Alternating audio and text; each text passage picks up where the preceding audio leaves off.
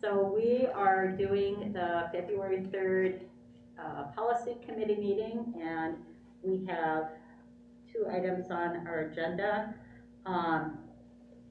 And the first item is the second reading of the hazing policy. And I wanted to just explain a couple quick things. When it was brought up in January, which we all recognize, we had about a day to kind of prepare for it because we weren't sure which committees we were going to be on. There was a question about did we have a policy, and I kind of remembered that we had, but I think in between the kind of transition also with Patty, we didn't bring it up. And so we did have a policy which you received, policy 5083, which we had adopted in 2020. And so this is a revised policy, and kind of for future, and particularly for Amber, Paul knows this, that when we adopt a new policy that we already have, we delete the old policy, and that'll be just a kind of a vote that will be a part of our voting at the regular board meeting. But we generally always get that past policy so we can review it as well. So sorry about the confusion from when this first came to us in January. But this again is a recommended policy that NSBA supports, and it's been vetted by NSBA. And I know in looking at my notes from January, there was some discussion about making some language changes. And I know when I was at the School Board Association conference back in January, and I particularly went to a number of the workshops with Terry Morrow, who is our lawyer and also does a lot of policy work for NSBA, really recommended with many of these legal policies like this that we don't really make any wording changes on them because they've been already vetted so much, and they may impact some of the state statute language. So I guess I preface this second reading with those comments, and I'll kind of pause right there. Anthony, did you want to add anything? At this time, I wanted to first of all say hello to everyone. And I also have Director Larva is also with us. Director Larva is the director who worked on bringing this forward. At that time, she was unavailable to be at the first meeting, so I brought it on the behalf of the team. So, Mrs. Larva, you want to add anything to the discussion? I just wanted to kind of let you know the process of why we were revisiting our hazing policy. As you know, there's been some local hazing activity that have happened in our community, and so it was an ask from our secondary principals that we review the policy that we already had in place and see if it was in alignment with what current best practices and from MSBA. So I pulled the MSBA policy and I pulled our policy, and we looked at them with the secondary principals. They felt like the MSBA policy was a stronger policy that they wanted to move forward with. I brought it forward to Jake Laurent, who is our climate coordinator as well. We did add a couple of little things that were very specific just to Duluth, like how to report through our bullying form that we have. So just things that were very specific to Duluth that followed our procedures. That was the only language change that we really made, and I'd have to find it in there. Yeah, I was just going to ask, where is that? I have to find it. I was looking at it, but it's so small for a book that my eyes are old. So I will find that for you in just a second. I'll first explain kind of where we went with it. So we did that. We brought it forward then to TLE. Nate Smith, I had also asked to take a look at it. TLE is our Teaching and Learning and Equity team that works under the direction of Assistant Superintendent Bonds. Thanks for the upgrade. I know, I'm upgrading all the time. You get downgraded, he gets upgraded. Anyway, so we have regular meetings, and this was one of them that we had brought forth to review with the TLE committee. Brought it also back to the secondary principals then, just, like, this is where we're at, are we ready to move forward? Felt that it was ready to move forward, and brought it here. And I did know that we had to delete the old hazing policy, and I apologize that I wasn't here in January to really talk about the process that we went through. I wish my screen was a little bit bigger. Looks like it's under reporting procedures, Yeah. section 4. Is that right? I think it's in section 4, and this is where I was gonna try to, it's the reporting area. I had a quick question for Chair Lafayette. Yeah. So Rosie, what is our, we talk about meetings, and to me, this would be something that at the board meeting, it actually gets read. Now, I know it's long, but what is the process for this? I mean, are we actually gonna read through it at the board meeting from start to We finish? don't typically, because it Right. will be on the consent agenda. Right.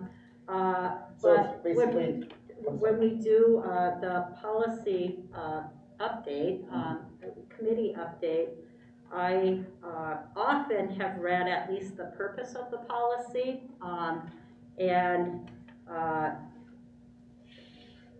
maybe made a couple comments, but, just, that's generally what I've done. I haven't read the whole policy, but enough to reference to people, there's more to it, but, I'm just asking from the standpoint, Yeah. since again, we've had community area issues, and, do we wanna make this something that people hear, and that, they actually, recognize that, okay, well, this is a policy, we take it seriously, and we wanna make sure everybody's well aware of it, because, a lot of times there's things that are thrown in and out there for people to read, they don't get read.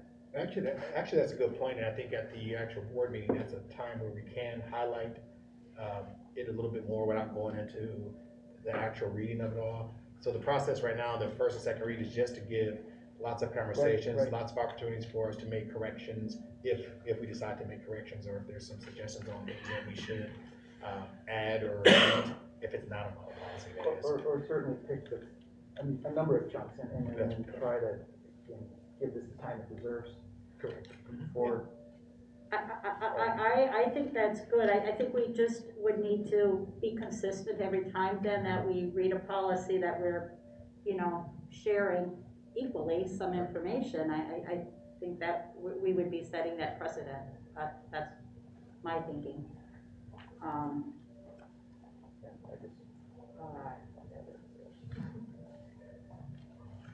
What are some other thoughts from your experience maybe in other school districts? I don't think it's a big ask in terms of I think it's something that's manageable. I think we're talking about just a very brief summary at the board meeting when it's going for adoption, just to make the community aware of it. But then, again, that's one paragraph, a brief paragraph on why we're doing this, just to highlight it.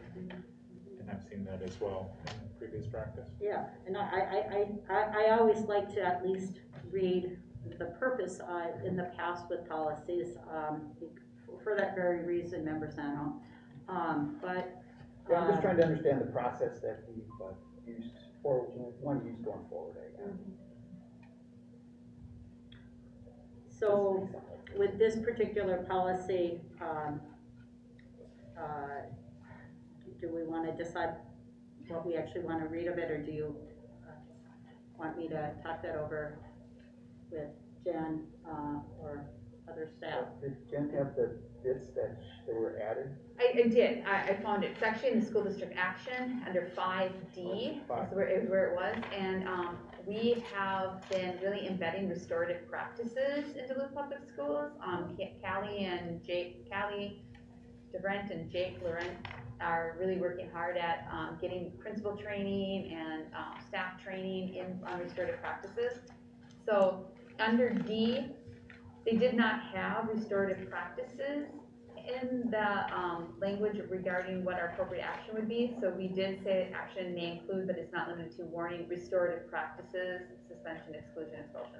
And so that was where we added a little bit of language. And I think that was highlighted actually last month. Was too, it? so- Okay. Yeah, it was. Yeah. Okay, well, good. was. I'm like, I can't find it. Okay.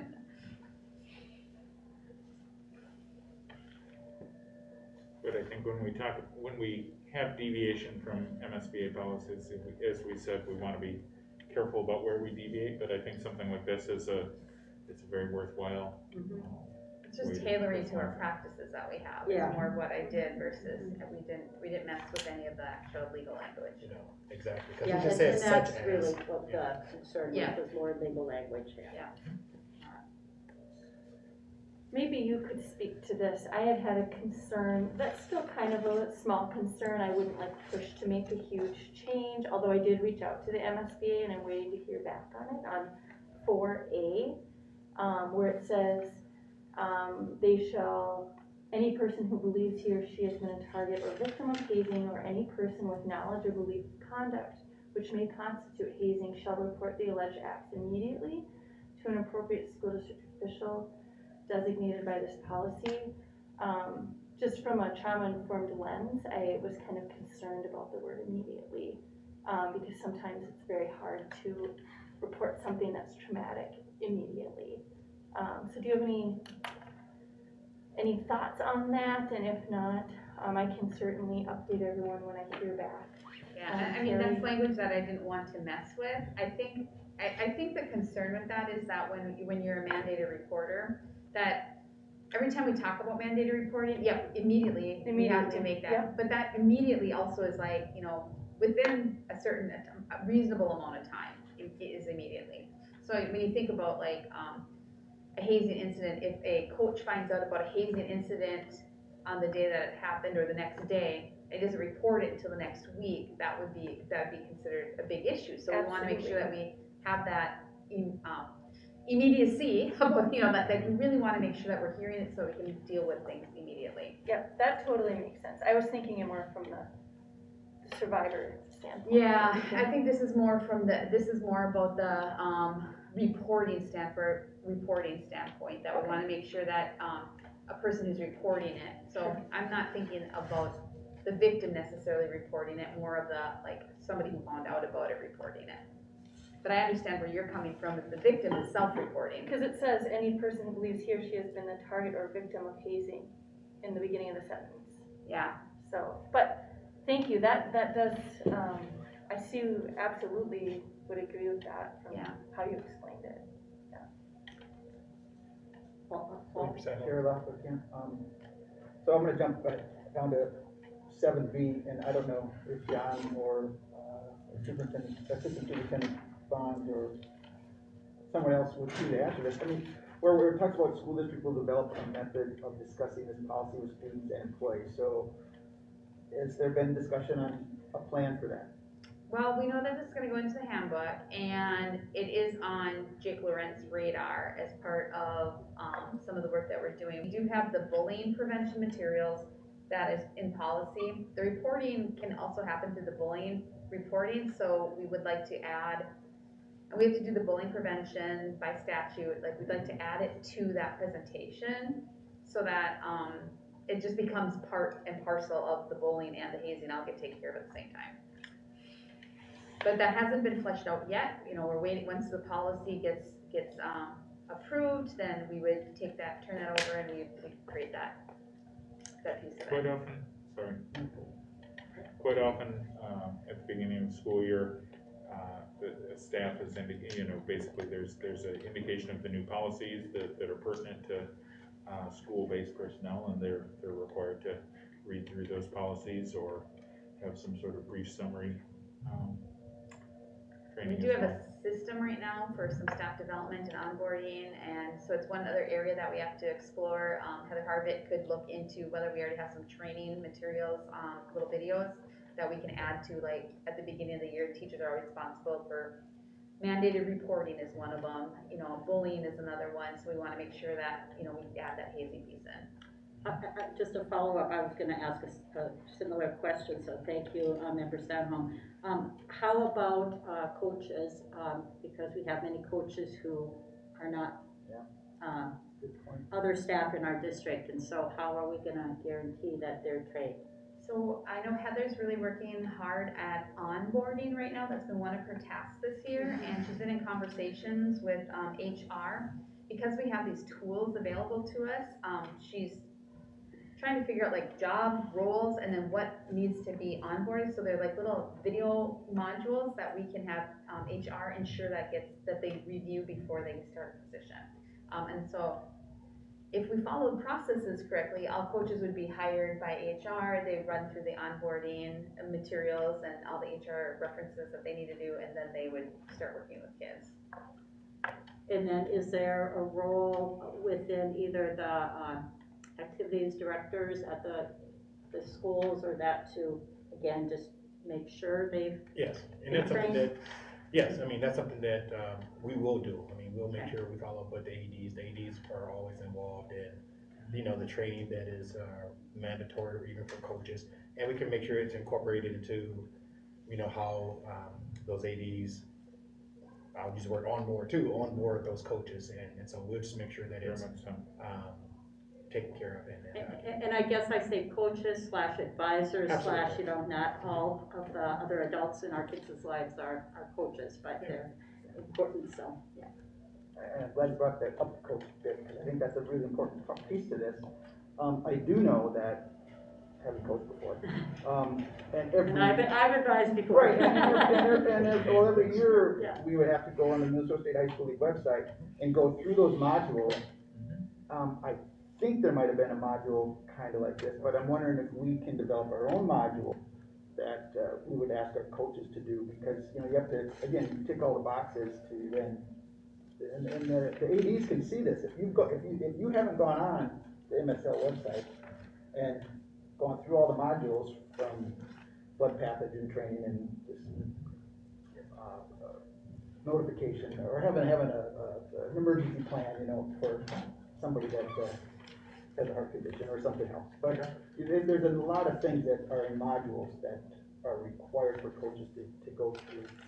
It seems like this should be one of them, and I don't know if that's currently on Minnesota State High School League website, but what we've talked about before too with kind of that staff development bit, and or, you know, can we come up with our own module that, you know, teachers are gonna do in addition to, I think the teachers do blood pathogen training module at the beginning of every school year. You know, so they gotta read it, they gotta watch the videos that are part of it, and then answer the questions to then tick that box that says, okay, they've done these things.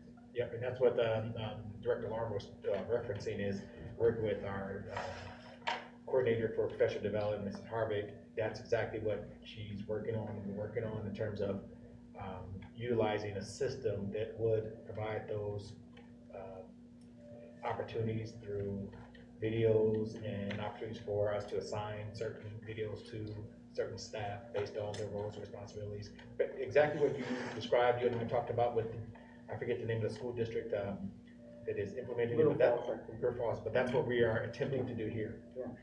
But, well, the other thought too, Chair Lafleur, is that if this is already coming out of MSBA? Yes. And other districts are using it, there may be an existing module out there for this, and that's what we might want to look for, so that, again, we would ask our coaches to do it, our teachers to do it. And, in addition to the start of the school year. I could follow up with Terry Morrow from NSBA.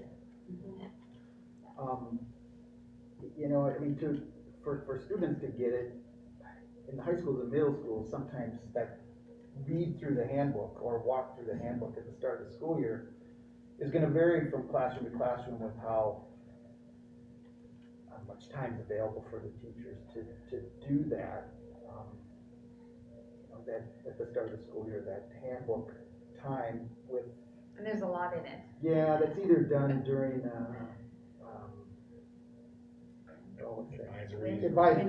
advisory or wind period or something like that, you know. So again, how the district wants to make a plan for that, I think that it is important if we're gonna try to. It is too. It's widely heard and read. Yeah, give us an opportunity to, you know, if approved, give us an opportunity to give an update, you know, at a later date on how we did those things. Thank you. And you know, that just, if there's any surveys or anything, maybe going out to parents at the end of the year or something, that might be a kind of question about how can we best get that handbook read, or, you know, I mean, I know we send it out hard copy still, which is very important. It's on our website, it's on, I think, our individual school websites often, but, yeah. But it's probably safe to assume that, you know, most homes that receive that handbook aren't spending a lot of time with it, with the parents themselves and or the parents with their sons and daughters. And so, again, well, I'm sure some do, but I would assume also a lot do not. I would agree.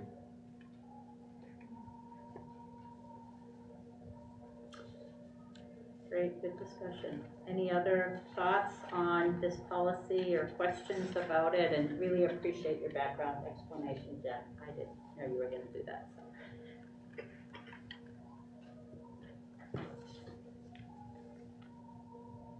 I appreciate the attention, it's such an important subject. And I do like your suggestion about reading this in more detail, and I can talk with Assistant Superintendent Bonds, so we can maybe kind of figure out how best to do that, so then we can be consistent also, but Yeah, no problem. In my previous district, even when we, you know, brought anything to the board, there's a little summary attachment that we had with anything we did. And again, it was just a brief paragraph that summarized what was being brought. And so I don't think it's a big ask. It's going to be something that can easily be done. It's 3-4 sentences, you know. So I think they're definitely doable. I think we're all well aware too, we've had to deal with the expulsion issues that tie to this. And, you know, those are the things we just don't want to see happen again. It's difficult. okay, so this will go to the full board, and again, I'll do an update in the committee part of our agenda, but then we will vote on it in the consent agenda, as well as we will vote on deleting the policy that was adopted in I believe it was 2020. And thank you for all the groups of people you had discuss it and bring it forward. We really appreciate that background work being done as well, which is I've got more in the docket. okay. I'm on it. Okay, cool. So that is all that is on our agenda for this. Was there anything in addition? Otherwise, I was just gonna give a kind of update on kind of how we see next month going. Exactly, that and maybe some discussions on how, you know, what we're thinking about at this point in time and how we can bring policies forward in the future, you know, if you want to summarize that conversation. Okay, so, you know, last month we just kind of gave a little background on the policy committee, being you both are new to the policy committee, and it's still a new committee and we're still figuring it out.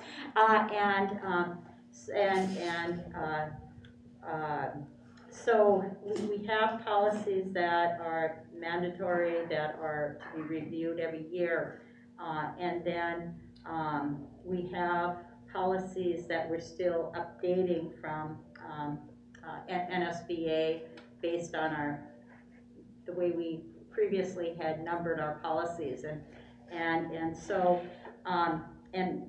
again, on our website is a section where there's policies listed by different numbers and categories. And so we had a discussion about really wanting to bring more policies forward now that, you know, things have allowed staff a little bit more time to do this and put more staff time into this. And so we're looking at developing just a calendar for the year of when we would bring which categories of policies to each month, and recognizing that some categories and some policies might take a lot more staff time than other policies.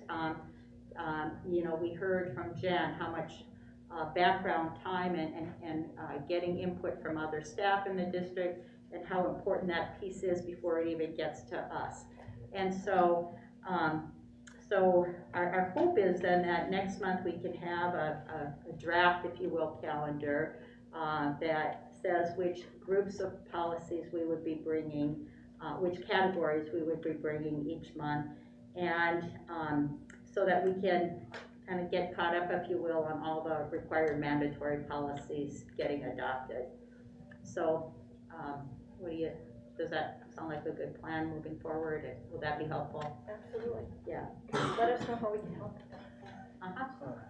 Chair Lawson, could you just summarize the categories for us, Um, Again, if I had them right in front of me, yeah, I do. Okay. We can do it next time. So the 100 series is kind of related to the school district, and there's an example is the name of the school district and our website accessibility, ADA. The 200 series is school board and bylaws, and there's a whole lot of policies under that. The 300 series has to do with more school district administration. 400 series is employee and personnel. The 500 series is kind of student related, such as the student weapons policy and the policy we just talked about. 600 is around educational programs and curriculum, and the 700 series is non-instructional operations. Our annual audit, for example, falls under that one. The 800 series is building and sites, and the 900 series is school district community relations, such as community education.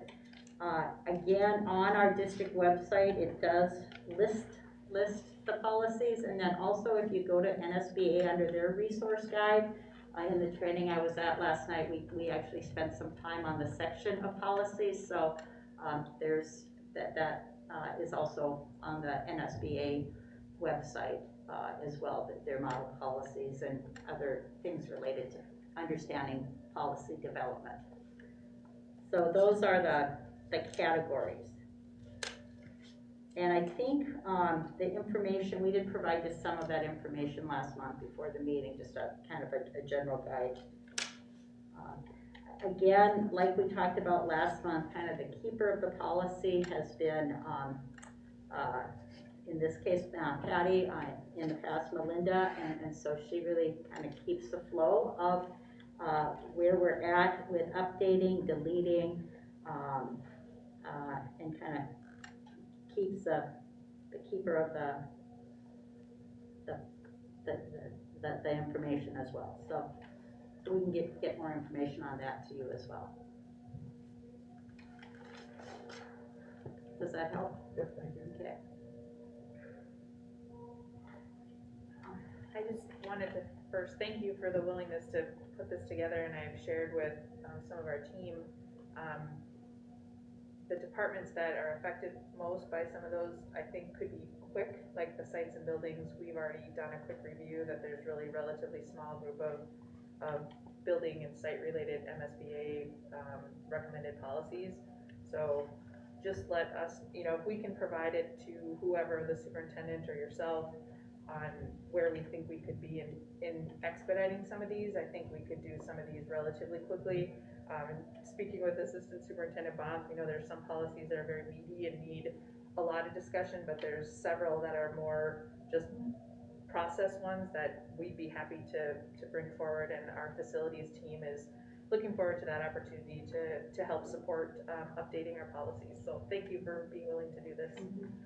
So when we get that calendar flow, it might not be 100, 200, 300. We may move it around based on kind of the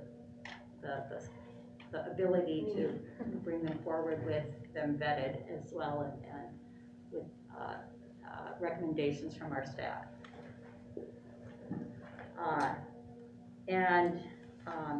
Also, we get a lot of information, just like the district does through other sources, but from NSBA in August, of any policies that may have changed some because of impacts from the state legislation as well. So in August is also a time when we get kind of a revised list, from the School Board Association as well, so. Thank you, and I want to say thank you to you, Chair Leopold, as well as the rest of the committee and the team for thinking about how we're going to be able to sequence things to really make some additional moves forward with updating of our policies. I think that we're on a great course, and thanks for your leadership. And so I find it, like I shared with you both last month, that it's really, policies are really, it's really interesting. I learn a ton. And it's also fun to just research other districts, with policies too, because it's on their website, so it's easy to kind of dive into that as well, if you want. So, if there are no other questions, I think we can close the meeting, give us a couple minutes before our next meeting. Yeah. Great, thank Thank you.